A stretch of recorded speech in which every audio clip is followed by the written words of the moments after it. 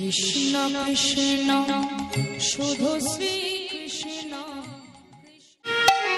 আর কোন জায়গায় যাবেন আপনারা? নিজের ধর্মটাকে রক্ষা করুন। নোংরামি করে পাশ্চাত্য শিক্ষাকে গ্রহণ করে কাটা কাটা খাটো খাটো পোশাক পরে ধৈর্য না করে মাছ মাংস আনন্দ করে সংসারের মধ্যে থেকে সংসারটাকে জঙ্গল করে ফেলেছেন। পোলট্রির মুরগির ফার্মে গিয়ে দেখবেন এ ওকে ঠোকর মারছে, ওকে ঠোকর মারছে। যারা বেশি ডিম মাছ খাচ্ছে ওদের ঠোকর মারামারি হচ্ছে সংসারে, কেবল কোনো কাজ হচ্ছে না। কিন্তু আমি আপনাদের বলবো, যারা খান খান, কিন্তু যেদিন আপনাদের বাড়িতে নিরামিষ থাকে সেদিন ভগবানকে একটু প্রসাদ দিন।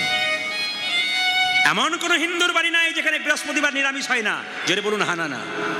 হাঁড়ি করা আলাদা করে সেদিন একটু ভোগ রান্না করে গোবিন্দের চরণে দিয়ে সবাইকে একটু করে প্রসাদ দিয়ে অন্যের সঙ্গে দিয়ে বলুন, আজকে প্রসাদ পাচ্ছিস তুলসী পাতা দিয়ে, আজকে গোবিন্দের প্রসাদ।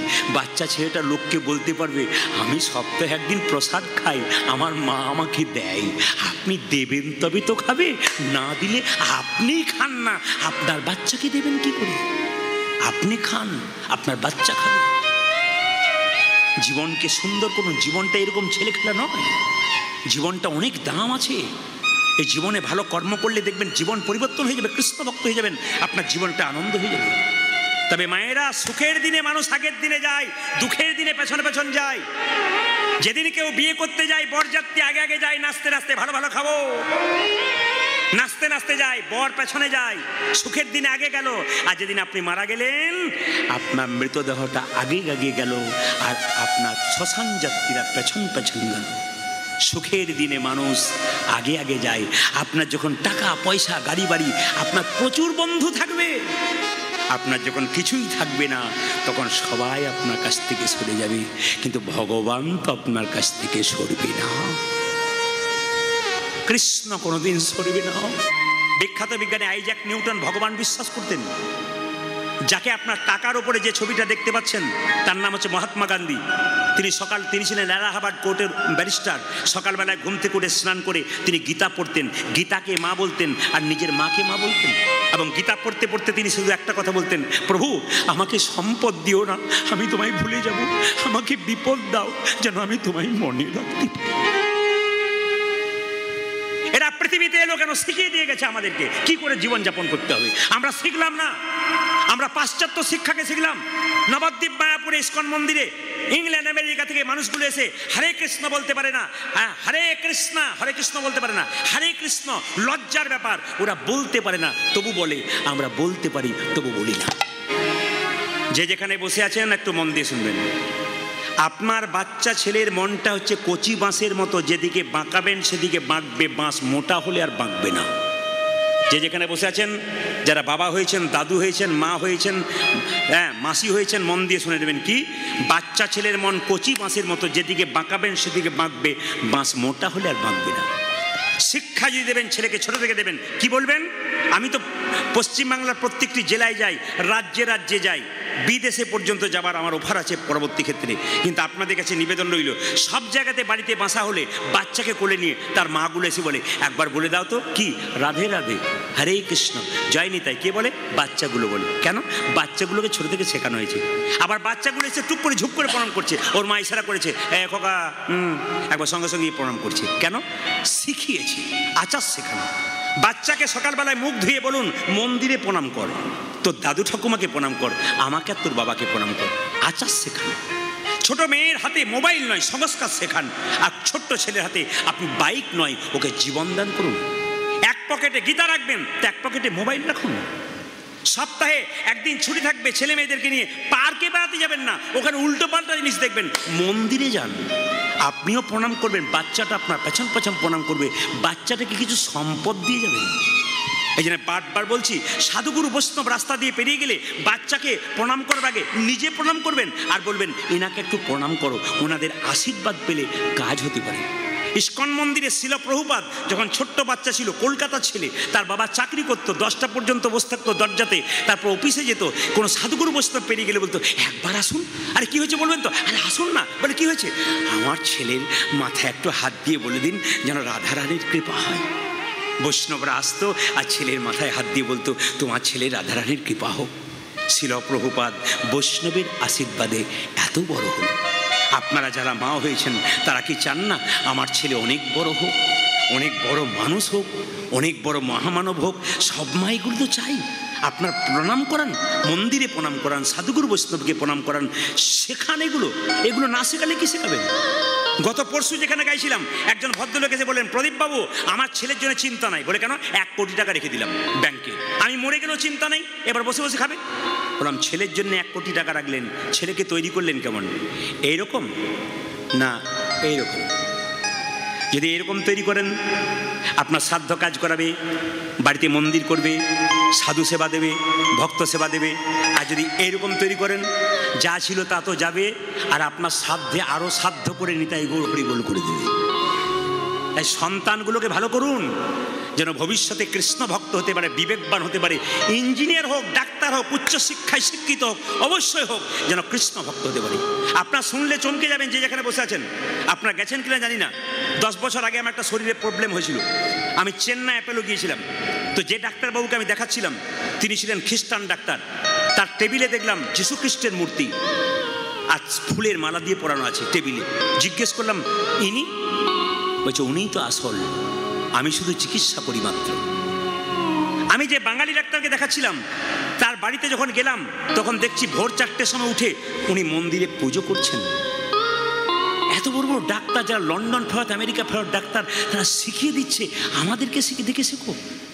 যে মেয়েটা সুনিতা উইলিয়ামস কয়েকদিন আগে 9 মাসের জন্য চাঁদে গিয়েছিল, চিন্তা করেছেন উনি কে? ওনার ব্যাগের ভেতর একটা গণেশের মূর্তি, ওনার ব্যাগের ভেতর একটা গীতা ছিল।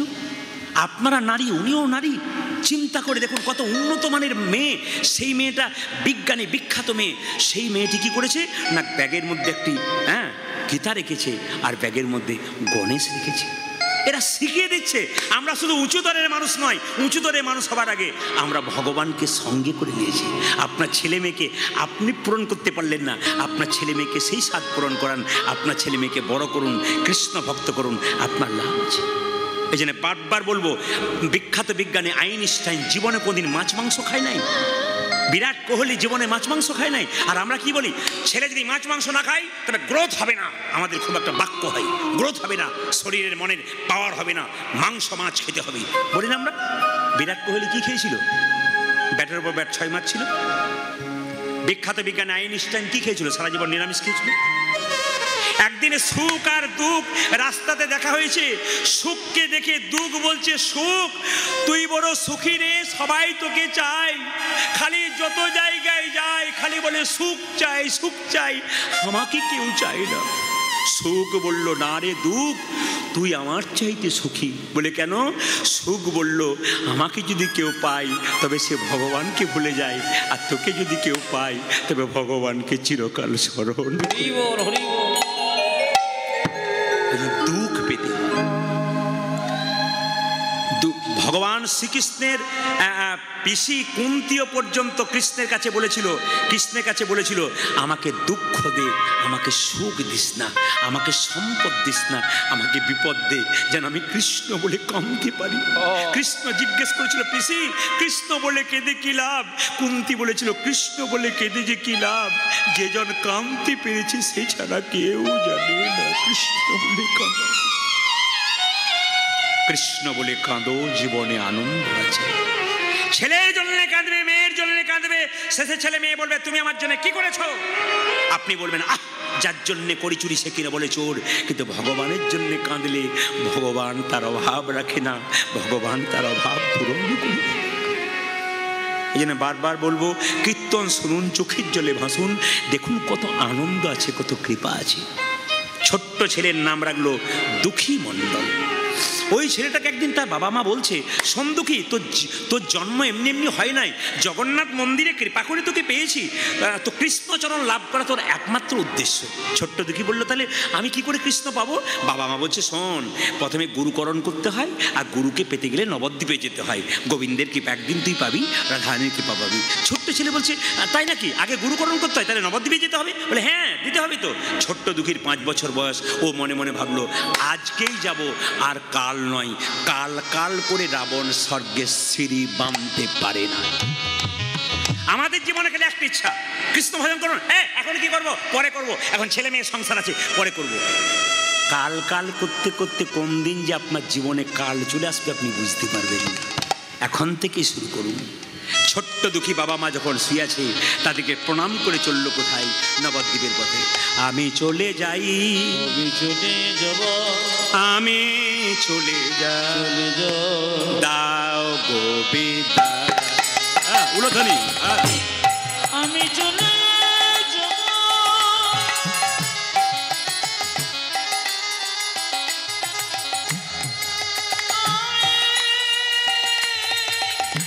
চলে যাব,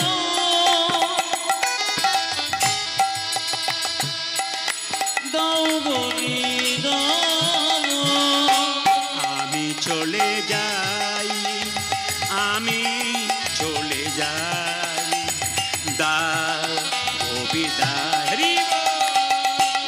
আমি চলে যাব, হরি বল।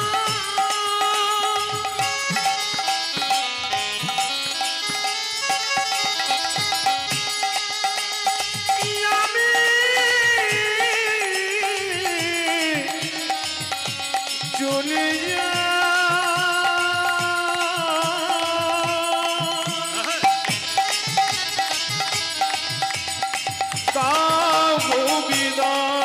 বিদায় জননী, জননী, বিদায় জন্মভূমি, বিদায় জননী, বিদায় জন্মভূমি।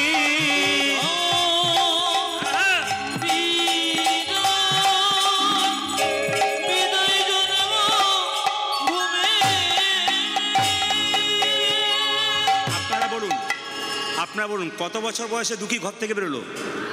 একটু জোরে বলুন। 5 বছর বয়সে।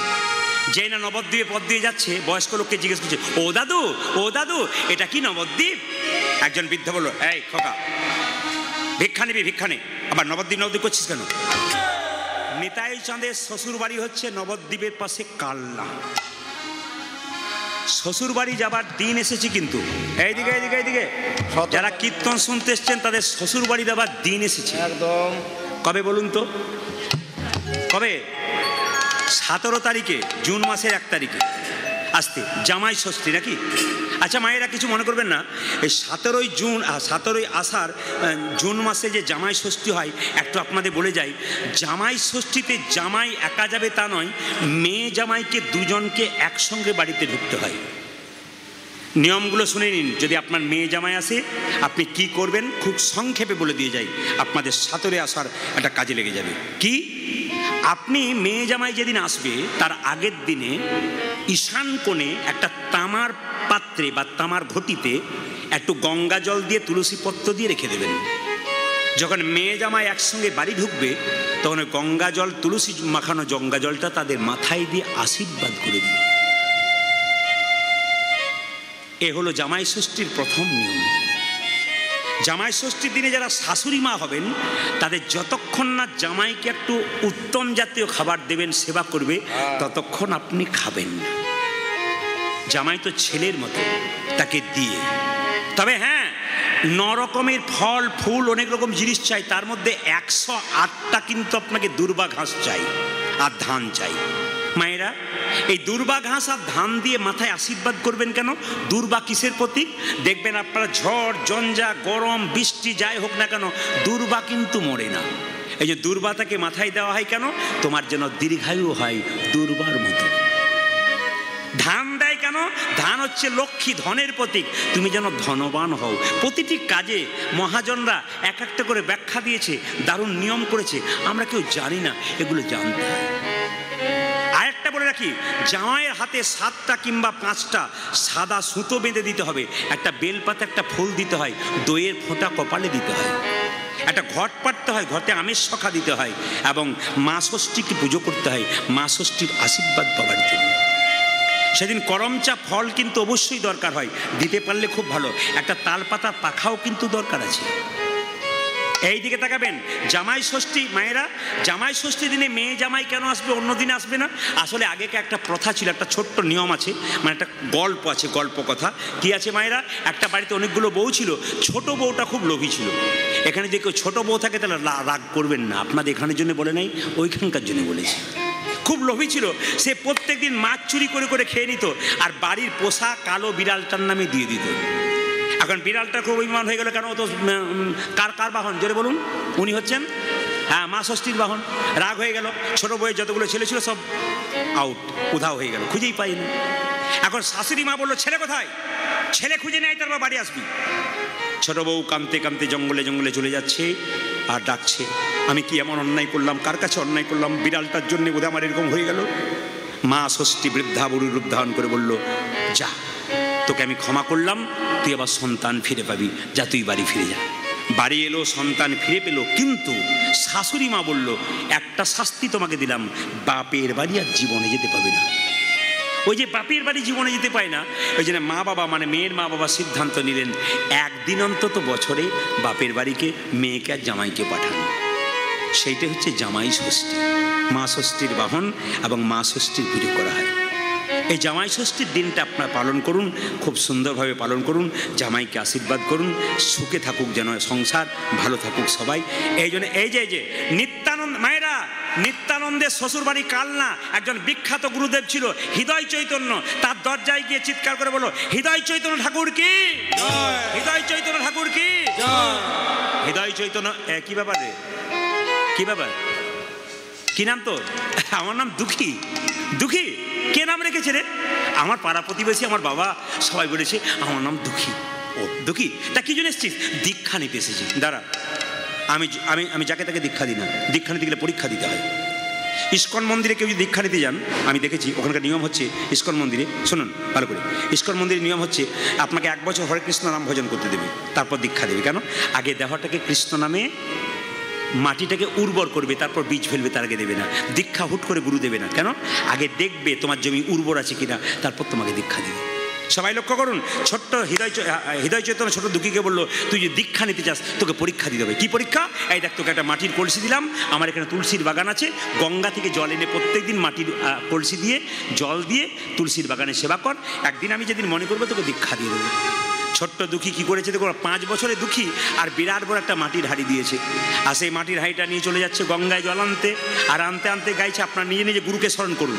যাদের বাড়িতে গুরুদেব, যারা গুরুমন্ত্র নিয়েছেন, এখন বসে বসে বাবু হয়ে বসুন, মাথায় কাপড়টা নিন, নিজে নিজে গুরুকে স্মরণ করুন। ছোট্ট দুঃখী যাচ্ছে, জয় জয় শ্রী গুরু প্রেম কল্পতরু, জয় জয় শ্রী গুরু প্রেম কল্পতরু,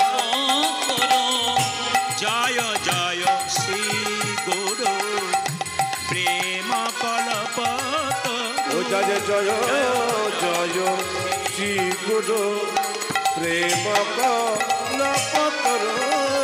অদ্ভুত জাত প্রকাশ, অদ্ভুত জাত প্রকাশ রে, অদ্ভুত জাত প্রকাশ রে, আদি অদ্ভুত জাত প্রকাশ রে। যে গুরু রূপে অদ্ভুত প্রকাশ, গুরু রূপে অদ্ভুত প্রকাশ, গুরু রূপে অদ্ভুত প্রকাশ, যে গুরু রূপে অদ্ভুত প্রকাশ। অদ্বৈ ব্রহ্মা গোবিন্দ আমার গুরু রূপে অদ্ভুত প্রকাশ, অদ্বৈ ব্রহ্মা গোবিন্দ গুরু রূপে অদ্ভুত প্রকাশ। আমার অজ্ঞান আধার দূর করেছি, হরে দূরে করেছি, আমার অজ্ঞান আধার দূর করেছি, অজ্ঞানে আন্ধার দূর করেছে। ওই যে জ্ঞানে চাঁদের প্রকাশ করে অজ্ঞান আধার দূর করেছি, আমার জ্ঞান জানে প্রকাশ করে, আমার অজ্ঞান আধার দূর করেছি। আজ জ্ঞানে জানে প্রকাশ হইবে, আমার দূর করে, আমার জ্ঞানে জানে প্রকাশ হইবে। আমার দূর করেছে, আজ অজ্ঞানে আন্ধার দূর করেছে। ছোট্ট ছোট্ট ছেলে বলে আমাকে ভিখারি বলছো? না না, আমি টাকা পয়সার ভিখারি নই, তবে আমি ভিখারি। কিসের ভিখারি? আমি প্রেমেরও ভিখারি। প্রেম ভিক্ষা করি যাব গো নদিয়ায়, যাব গো নদিয়ায়। আমি প্রেমের ভিখারি, প্রেম ভিক্ষা করি যাব নদিয়া,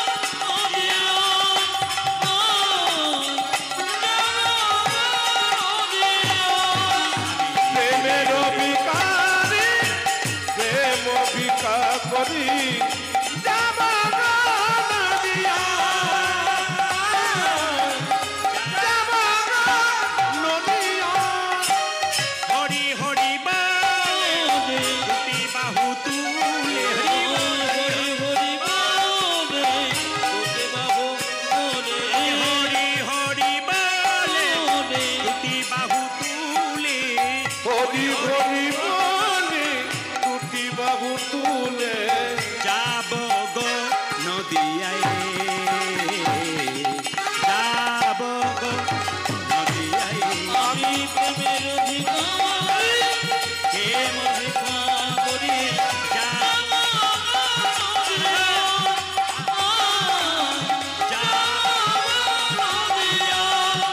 আমি প্রেমের ভিখারি, প্রেম ভিক্ষা করি যাব গো নদিয়া, যাব গো নদিয়া। হৃদয় চৈতন্য ঠাকুর কি